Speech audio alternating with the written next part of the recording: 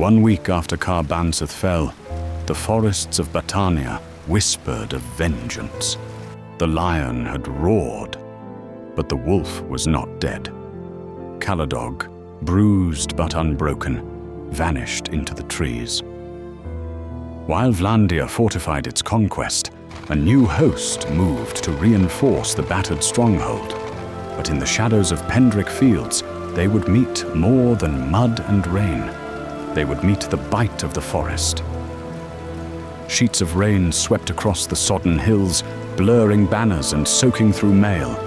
A Vlandian force, over 200 strong, marched to reinforce Carbansath, unaware they were being shadowed.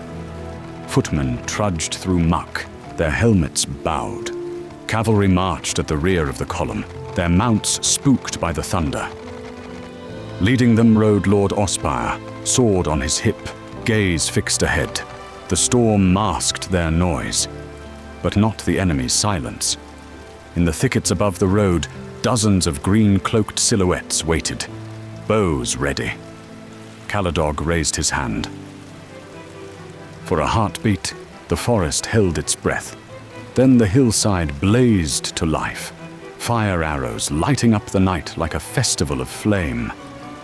Then, lightning cracked, and death followed. The first arrows fell like fiery hail, ripping through the army like claws through parchment. Vlandian scouts cried out and dropped. Then the flanks erupted in war cries as Battanian skirmishers tore from the woods, torches flashing in the stormlight. Panic surged through the column. Lord Ospire barked for order, but the lines twisted and buckled. The road narrowed between two hills, a perfect choke. Caladog's warband surged down the slopes like wolves on the hunt.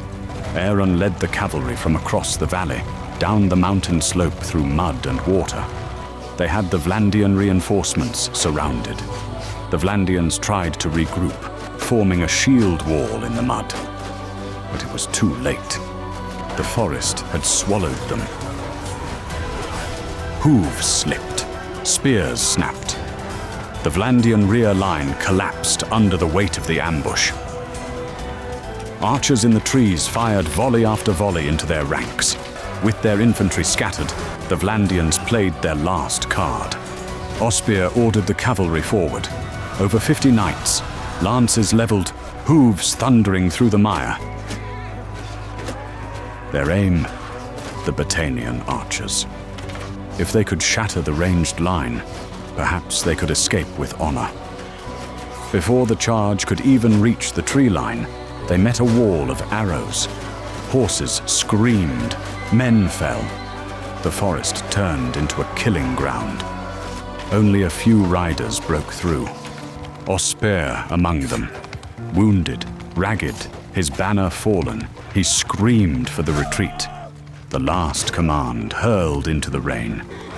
And then, under cover of smoke and rain, they vanished.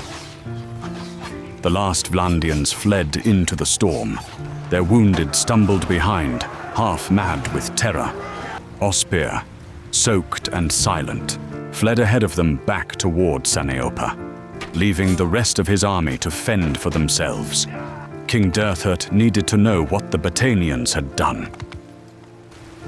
Before the break of day, the fields of Pendric smoldered.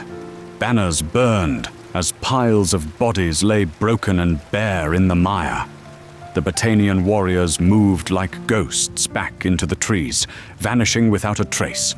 The reinforcement column was gone. The legend of Caladog's vengeance had only just begun.